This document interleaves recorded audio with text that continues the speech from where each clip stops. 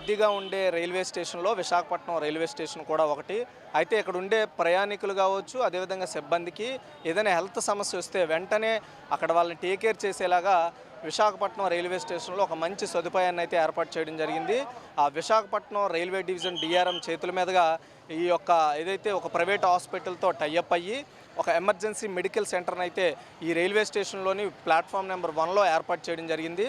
ఏదైనా అత్యవసర చికిత్స అందించాల్సి వచ్చినప్పుడు అది ప్రయాణికులకు కావచ్చు, లేదా ఇక్కడ ఉండే రైల్వే సిబ్బందికి వెంటనే ట్రీట్మెంట్ అందించేలాగా వాళ్ళని ట్రీట్ చేసే విధంగా ఒక మెడికల్ సెంటర్ని అయితే ప్రైవేట్ హాస్పిటల్ యాజమాన్యంతో 24/7 నడిచేలా ఒక సదుపాయాన్ని ఏర్పాటు చేశారు. ఇక్కడ ప్రధానంగా ఫస్ట్ ఎయిడ్ కావచ్చు, ఆ తర్వాత ఆక్సిజన్, అదేవిధంగా బెడ్, ఆ తర్వాత ఒక డాక్టర్ నిత్యం, అదేవిధంగా ఒక ఫార్మసిస్ట్ కూడా ఆయనతో ఉండి ఎవరైతే పేషెంట్లు ఒకవేళ ఉంటే వాళ్ళని కేర్ చేసుకునేలాగా ఫస్ట్ ఎయిడ్ కింద ఇక్కడ ట్రీట్మెంట్ అందించేలాగా అన్ని సదుపాయాలను అయితే ఏర్పాటు చేయడం జరిగింది. ప్రథమ చికిత్స కింద అయితే ఇక్కడ ఈ ఫెసిలిటీస్ని ఏర్పాటు చేయడం జరిగింది. విశాఖపట్నం రైల్వే స్టేషన్ అనేది బాగా ఎక్కువ ప్రయాణికుల రద్దీ ఉంటుంది కాబట్టి నిత్యం ఏదో ఒక సమస్య తలెత్తుతుంది కాబట్టి దాన్ని దృష్టిలో పెట్టుకొని అధికారులు ప్రైవేటు హాస్పిటల్తో టైఅప్ అయ్యి దాన్ని అయితే ఏర్పాటు చేయడం జరిగింది. దీని ద్వారా ఏదైనా సమస్య వచ్చినప్పుడు వెంటనే త్వరగతిన అక్కడికి చేరుకొని వాళ్ళకి ట్రీట్మెంట్ ఇచ్చే అవకాశం ఉంటుంది కాబట్టి ఎలాంటి అవాంఛనీయ సమస్యలు అయితే తలెత్తకుండా ఉంటాయి. మొత్తానికి రైల్వే అధికారులు ఎలాంటి చర్యలు తీసుకోవడం ద్వారా లేదా ఎలాంటి సదుపాయాలను ఏర్పాటు చేయడం అనేది ప్రయాణికులకి సిబ్బందికి కూడా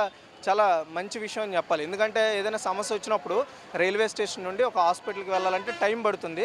కాబట్టి ఇప్పుడు ఆ టైం ఆదా అవుతుంది.